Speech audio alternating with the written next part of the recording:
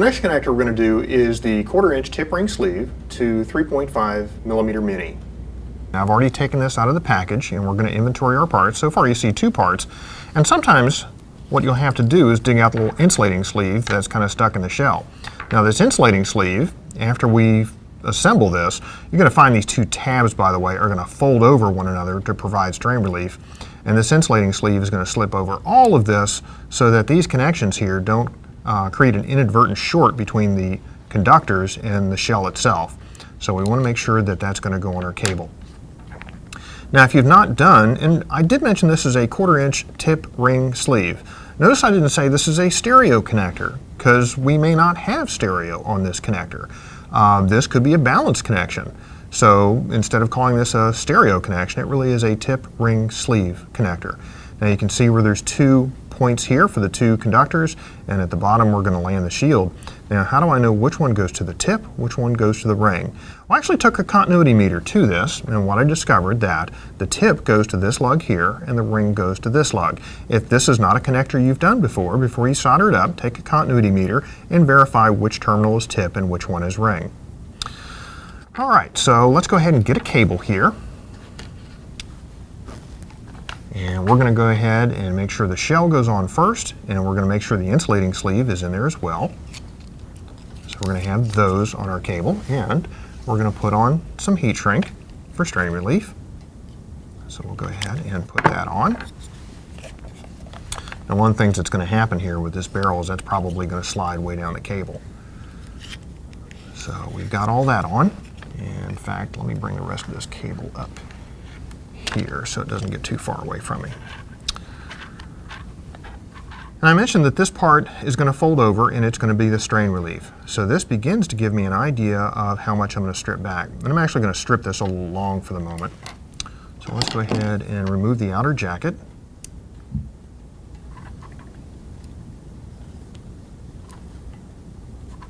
And we'll pull that off. And here I find a nylon strain relief, and I'm going to go ahead and remove that.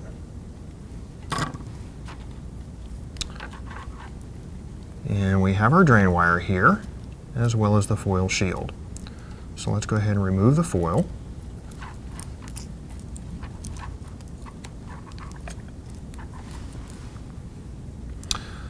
So we have our red, our black, and our drain wire. Now, one of the things that we're going to do with this connector, we have holes in the lugs here, don't we? So besides just soldering to the lugs, it also allows me to make a mechanical connection rather than just a solder connection. So we're going to have both a mechanical and solder connection on this one. We're going to use our red for the tip, our black for the ring, and the shield down at the bottom. So I'm going to make sure that as I begin to size all of this, that the jacket is actually going to go underneath these tabs. And this gives me an idea of how far back I can begin to cut some of these, trim them back. So I'm going to go ahead and trim those back. And how much jacket do I need to take off the red? When I find it going through the hole, and I can probably take off that much jacket. Now we're not going to leave it that long. There's actually a purpose for this. We'll twist that together as we remove it. So that's going to be our tip.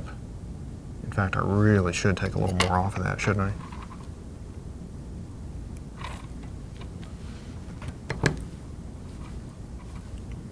We'll keep them together here. All right, let's see how much we strip off of the black. I'm going to go back a little further on that one. Move these guys out of the way for a moment.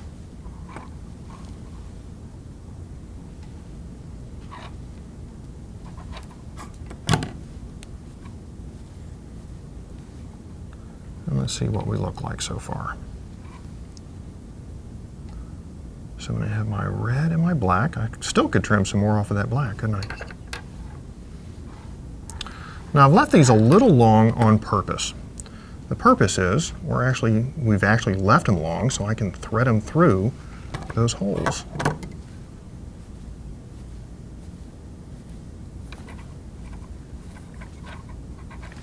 And the shield I can actually shorten up some as well.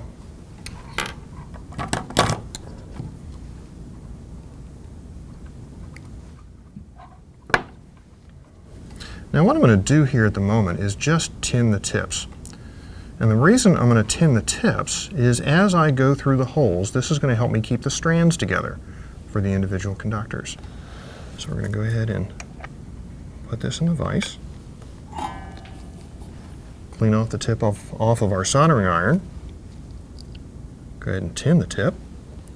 And we're just going to tin the very tip of these guys.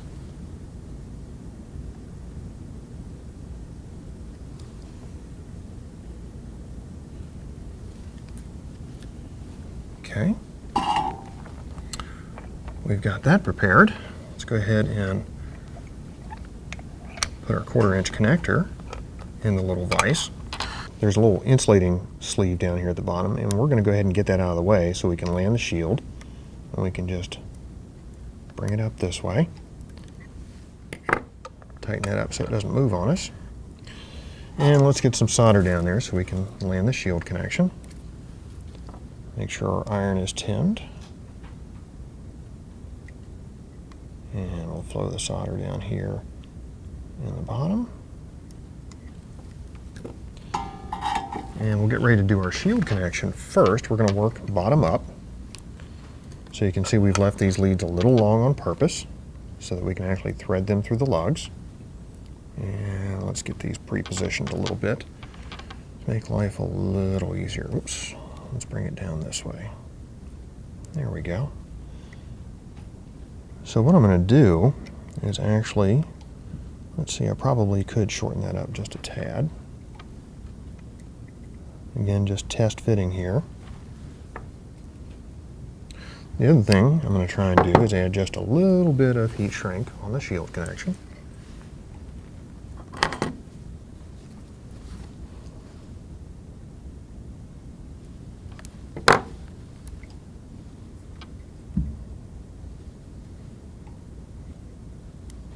It's a little long.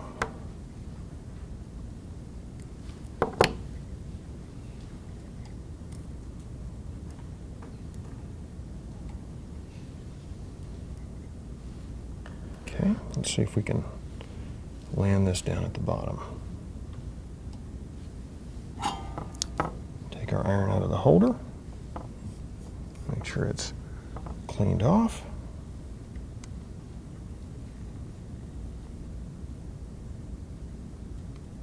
And we want to make sure this lays flat down here in the bottom.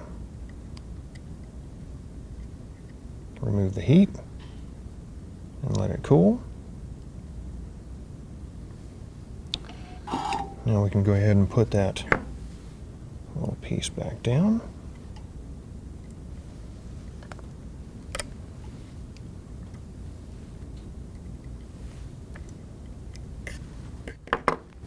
And if we turn the connector here to the side, one of the things we want is for this to lay flat down here in the bottom, is the idea. All right, let's go ahead and route our other conductors here. And I can go outside in or I can go inside out. It really doesn't matter, but the end result is, especially as I take a look at this log, is I want it smooth here. So whether I go inside out or outside in, I want this to be smooth so that it doesn't rub up against the shell of the connector. Let's see, I'm going to go ahead and take this black one first and route it through. You can see we're tinning just the very edge, just keeps the conductors together as we go through the lug. And then I'm going to go outside in with this one. Trying to keep my hand out of the way so you can see.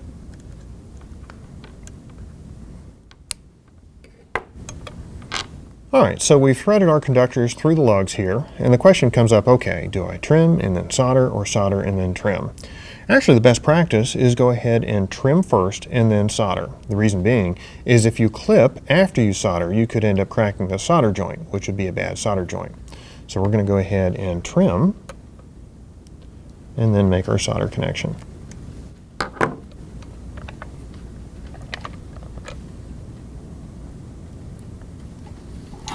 So we're going to make sure our iron is clean and pre-tin it. Apply it to the work.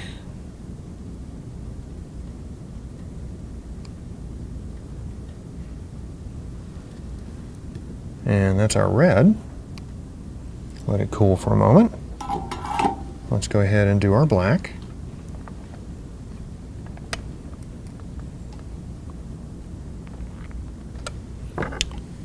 Make sure it's a good tight connection.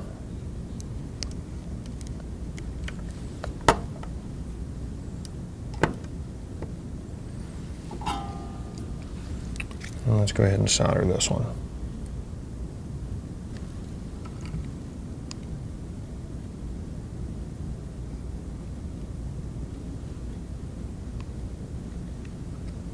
Oops, didn't quite fill the hole, did we? Also very close to the red, so I want to make sure I don't have too much heat here where I begin melting things.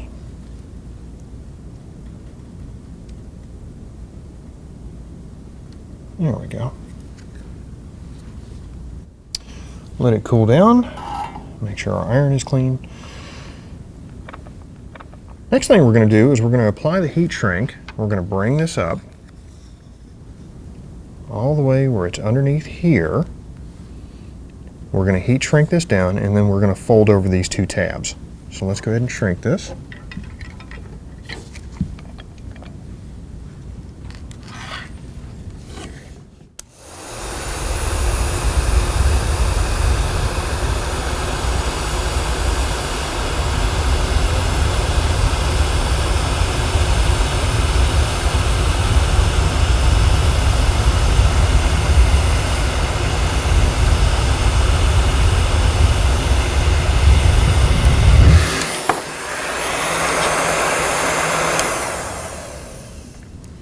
Okay, and I can just use a small little pair of pliers to go ahead and bend these tabs over. And this is going to provide our strain relief. Let me open up these jaws a little bit. There we go.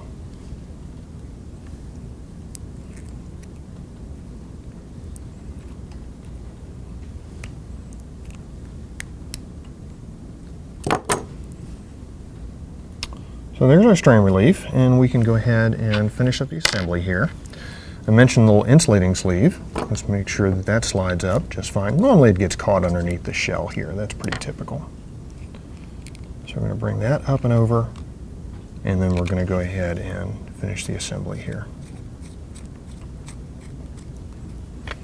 And that's our 1/4-inch tip ring sleeve. So we've just finished up our 1/4-inch tip ring sleeve, and at the other end of this cable we're going to do our 3.5 mini. So let's go ahead and open up the bag here and see what we have inside. Put our knife back in the sheath.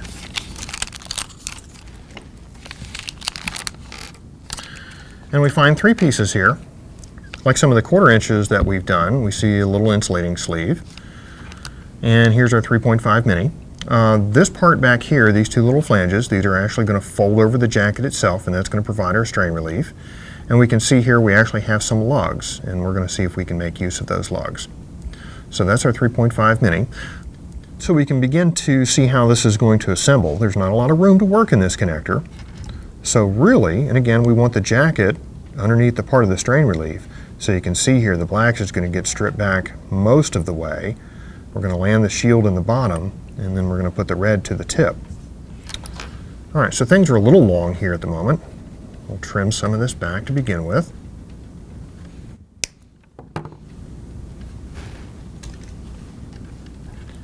And then we'll go ahead and begin removing some of the jacket here. The black is going to have the most taken off of it. In fact, I'll probably have to take even a little more off than that, because as I go through the lug, you can see here how close this actually is. So this is going to be really close.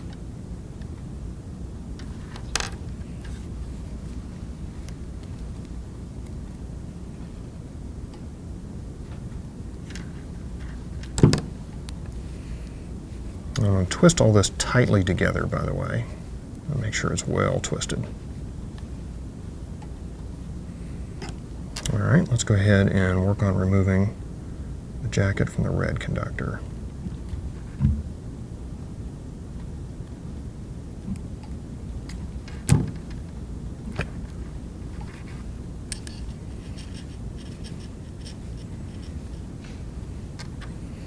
So I can do a little test fit of the black and red here to see how they're going to land and how they're going to go through the lugs. And I know that I'm going to have to trim a good bit of the shield back as well.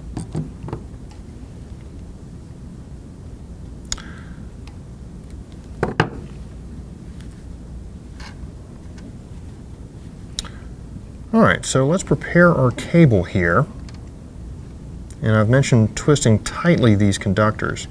Now one of the things we're going to do, and these holes are a little on the small side, and you can see where the conductor will actually go through these holes. This is 22 gauge, by the way. But to make this easier as we go through these holes, I'm actually going to tin the very tip.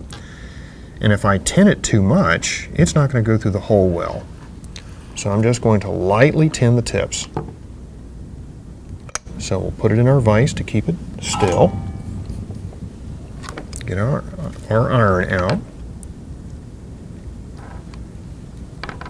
Bring the iron to the back side. And tin just the tip lightly. And we'll go ahead and tin our shield as well.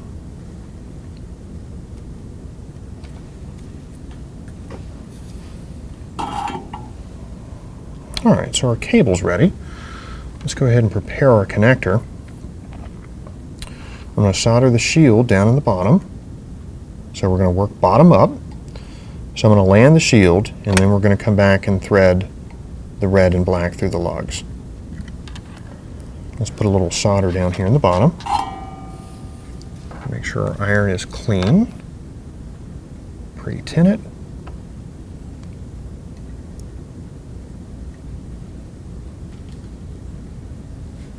And sometimes one of the things that happens here, and let me clean a little more of that iron off. One of the ways I can work with this is actually bring the iron from the bottom. And usually I can get the material hot enough to get a little solder to flow down here. One thing about 3.5s, if you get them too hot, it's very easy to cause a short between like the tip and ring or ring and sleeve. So you want to make sure you don't leave the iron on here too long. Alright, the first thing I'm going to do is land the shield down here at the bottom. Position it properly. And again, I'm going to come up from the bottom on this. And see where the solder melts.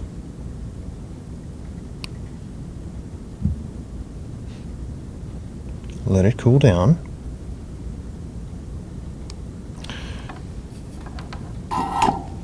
And let's go ahead and thread our red and black. Now I can go outside in or inside out. In this particular case, I'm going to go outside in because what I want is a smooth transition here from the outside as I slide on the body. So let's go ahead and thread these guys through.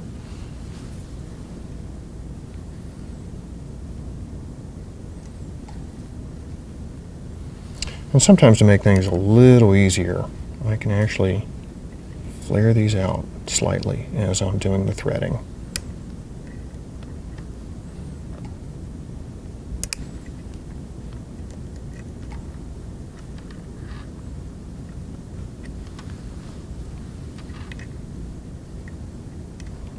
I'm a little bunched up here with my conductors. That's one of the reasons sometimes you flare these guys out, so I'm trying to make this a little easier. There we go. So that's my black. Let's go ahead and do the red. Again, if you tin the tips too much, it's not going to go through those lugs very easy. You're going to have a difficult time. Alright, so we're threaded through the lugs. I'm going to go ahead and turn this slightly. And again, do we clip and solder or solder and clip? We're going to clip and then solder so that we don't move things after we've made the solder connection and we don't risk cracking a joint. So we bring the iron out of the holder, make sure it's clean, tin our tip, and we can do our solder connection.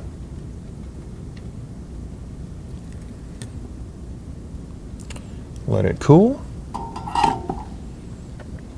Let's do the next one.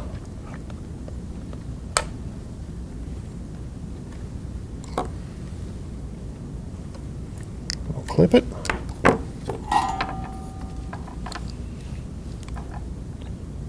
And we'll solder it up.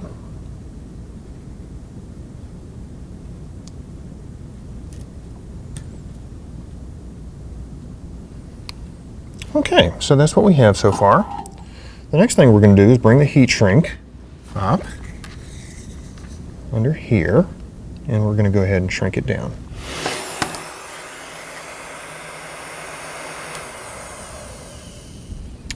Now we'll go ahead and fold over these tabs using a small slip joint plier. That's what I normally use.